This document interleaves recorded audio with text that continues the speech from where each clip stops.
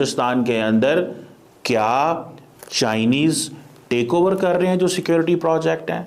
जहां जहां चाइनीज बैठे हैं, क्या बलूचिस्तान के अंदर क्या चाइनीज सिक्योरिटी कंपनीज वो टेक ओवर कर लेंगी? वो जो चाइनीज सिक्योरिटी कंपनीज होती हैं, जिस तरह का चाइनीज सीक्रेट सिस्टम है, आपको तो पता ही है कि वो हो सकता है वो सारे का सारा कंट्रोल में हो चाइनीज आर्मी के 100%, और नाम हो सिक्योरिटी कंपनी का। कहा जाता है कि चाइना के पास तकरीबन 5000 सिक्योरिटी कंपनीज हैं, जिसमें 20 जो हैं वो इंटरनेशनली ऑपरेट करती हैं।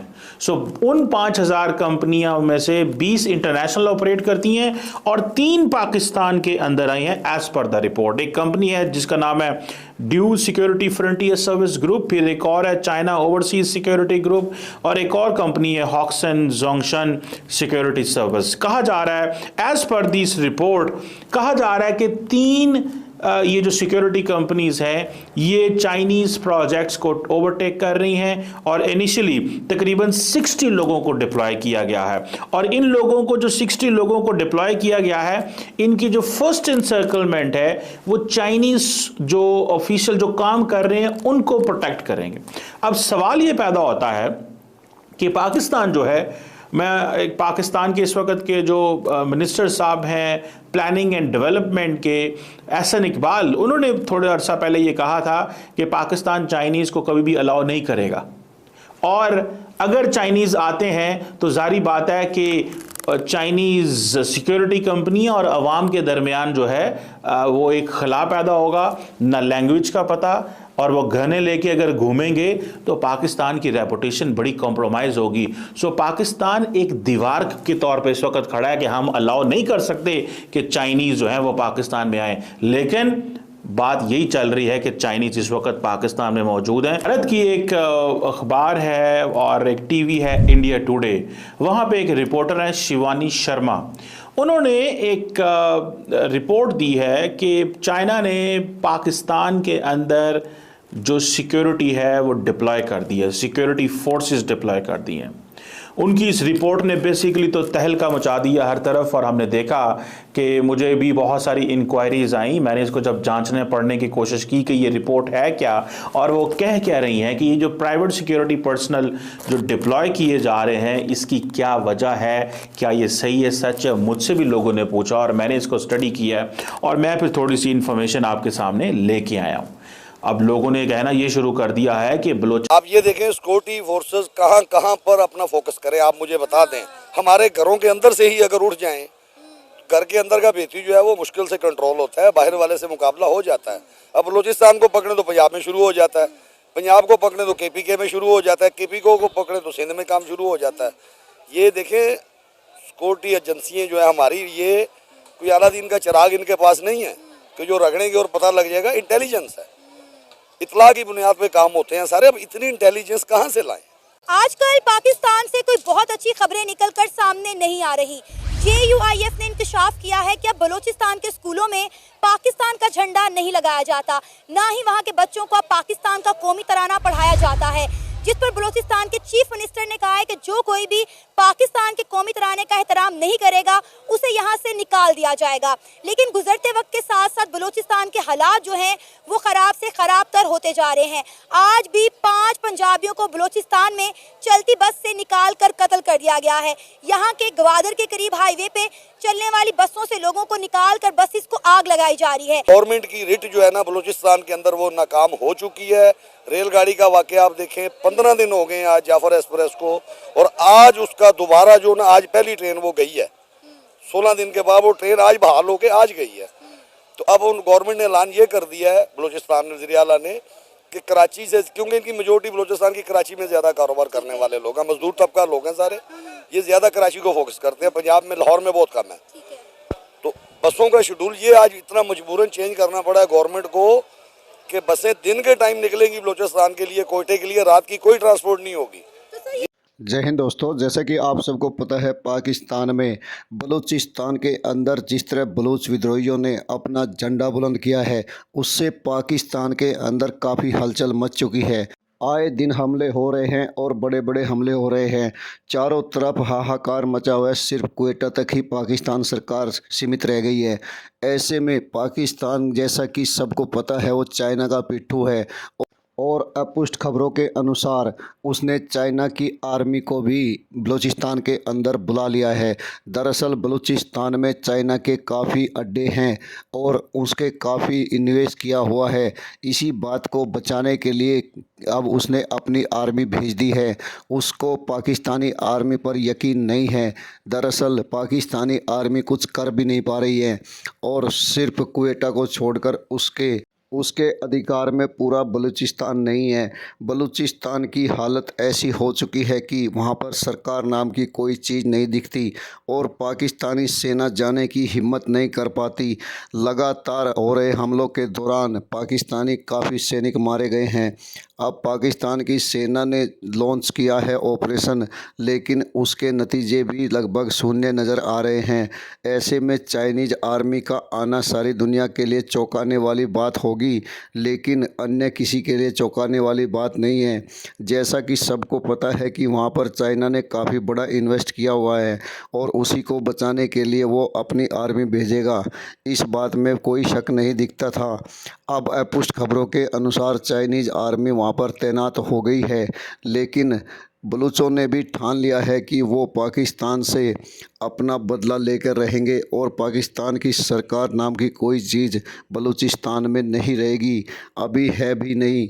दरअसल मेहरान बलोच के गिरफ्तार होने के बाद हालात और भी ख़राब हो गए हैं और अब बलूचिस्तान का बच्चा बच्चा विद्रोह पर उतारू है। ऐसे में देखना होगा कि पाकिस्तानी आर्मी क्या कर सकती है। दरअसल बलोचियों को जिस तरह निर्दोषों को मारा जा रहा है, उससे भी वहाँ पर आग भड़की है और आग इतनी तेज़ी से भड़की है कि अब पाकिस्तान के बस की बात नहीं रही। उधर बलूचिस्तान में जाने से सेना ने भी मना कर रखा है। कई हज़ार सैनिक ऐसे हैं जो पाकिस्तानी सेना भी छोड़ना चाहते हैं। ये अपुष्ट खबरें अभी आपने पीछे सुनी थी। अब इसको लेकर पाकिस्तान में खूब हलचल मची हुई है। देखना है इससे आगे क्या होगा।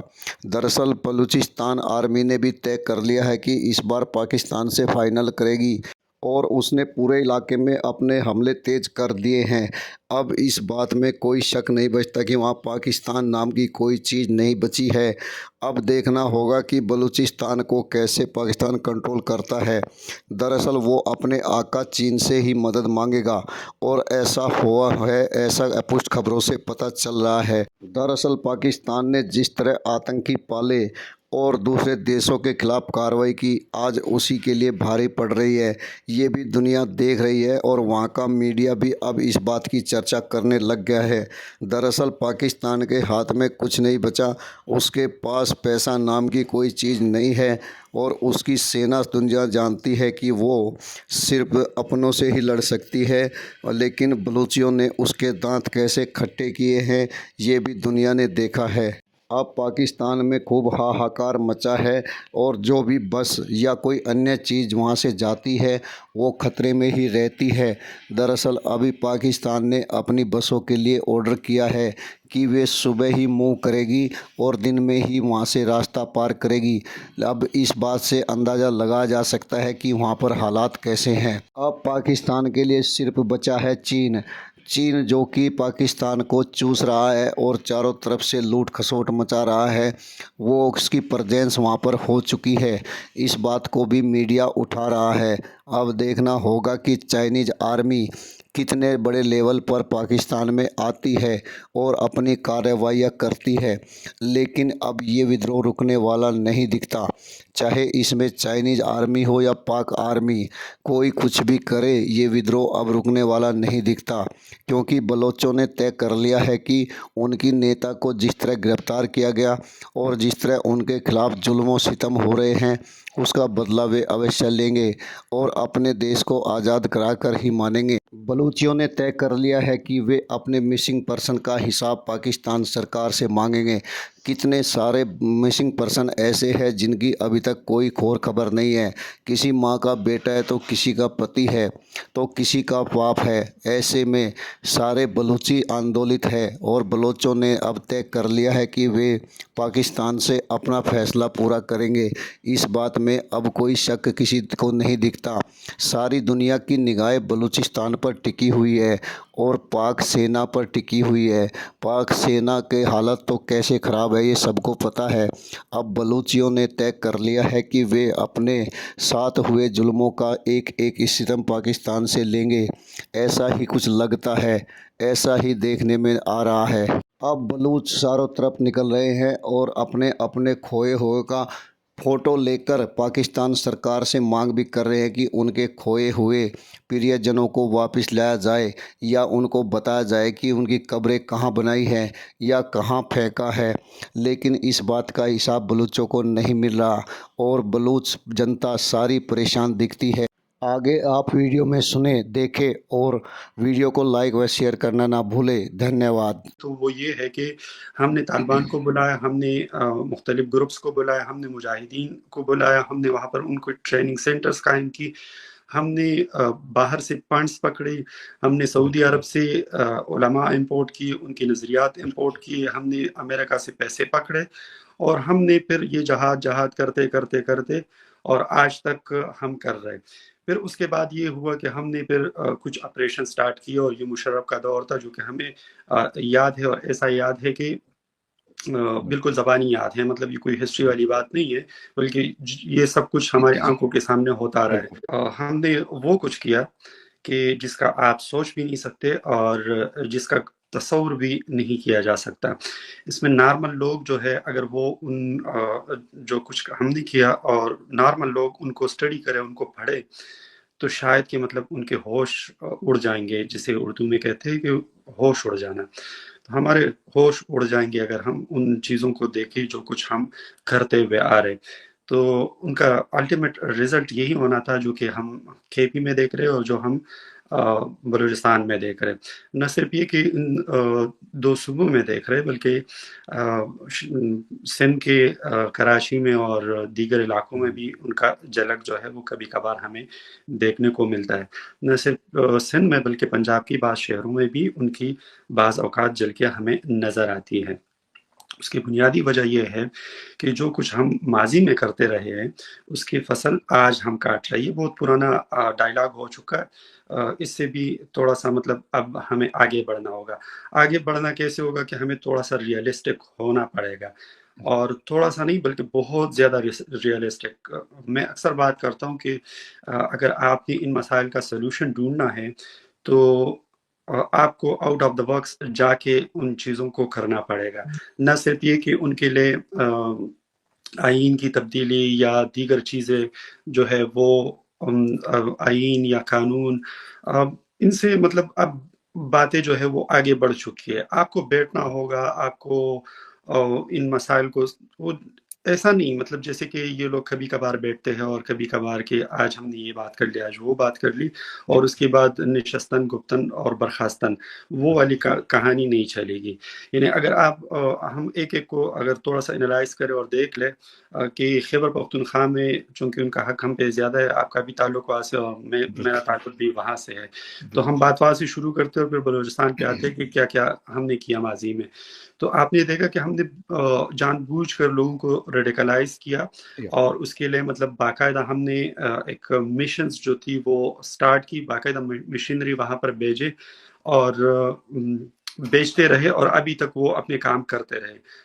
आपने पाक की हालात के बारे में पाक मीडिया को सुना और देखा और साथ ही साथ देखा कि कैसे पाक मीडिया भी इस बात को साफ से कह रहा है कि पाकिस्तान में हालात कितने ख़राब हो चुके हैं और बलूचिस्तान में पाकि सेना का कोई भी वहाँ पर दखल नहीं दिखता। सिर्फ क्वेटा तक ही पाक फौज सीमित है।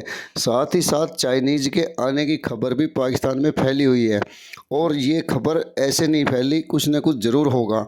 दरअसल पाकिस्तान के अंदर चाइना के कितने सारे प्रोजेक्ट हैं सारी दुनिया जानती है। पाकिस्तान एक किस्म से पूरी तरह चाइना पे डिपेंड दिखता है, इसलिए चाइना जब चाहे वहाँ अपनी सेना भी भेज सकता है। इस बात का अंदेशा पहले से पाकिस्तानियों को और दुनिया के अन्य देशों को भी है। अब देखना होगा कि बलूचिस्तानी अपना आंदोलन और कितना तेज़ करते हैं। दरअसल बलूचिस्तानियों ने जिस तरह कफन बांधा है वो भी एक अलग ही बात है। पाकिस्तान के किसी भी स्टेट में जाए तो वहाँ पर आतंकवाद अपने चरम पर है। ऐसे में पाकिस्तानी सेना को अब लेने के देने पड़ रहे हैं। दरअसल जिस चीज़ को वहाँ पर बढ़ावा दिया गया अब उसी चीज़ से सामना भी हो रहा है।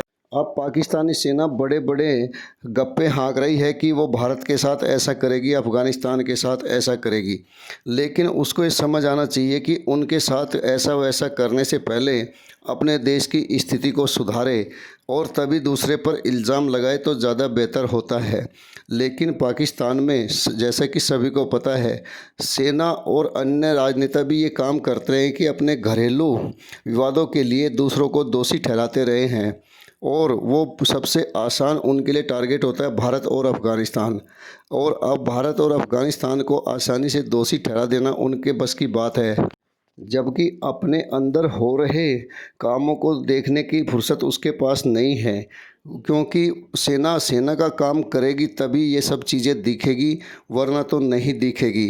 अब चाइनीज़ आर्मी आए या अमेरिकन आर्मी, पाकिस्तान की मदद करना किसी के लिए भी इतना आसान रहने वाला नहीं है, क्योंकि वहाँ की जनता ही उसके खिलाफ है, तो फिर भला वो क्या कर सकती है। अब बलूचों को रोकना इतना आसान नहीं लगता। बलूच मूवमेंट अपने पूरे ज़ोर शोर पर जारी है और बलूचों ने भी शायद सिर पर कफन ही बांध लिया है और ठान लिया है कि वे पाकिस्तान को सबक ज़रूर सिखाएंगे। इसी के कारण इतने बड़े बड़े हमले भी अंजाम दिए जा रहे हैं और इतनी बड़ी कार्रवाइयाँ भी वहाँ पर हो रही है, जिसका पाकिस्तानी सेना के पास कोई तोड़ नहीं है, कोई जवाब नहीं दिखता। वहाँ का मीडिया जो बलूचिस्तान की रिपोर्ट भी पेश नहीं करता और कोई खबर भी नहीं चलाता, अब चुपचाप बैठा हुआ है, क्योंकि उसको अपने आकाओं से हुक्म मिलता है तभी वो कोई खबर दिखाता है। ये भी सारी दुनिया को मालूम है। वीडियो को लाइक व शेयर करने के लिए आप सभी का धन्यवाद। जय हिंद, जय भारत।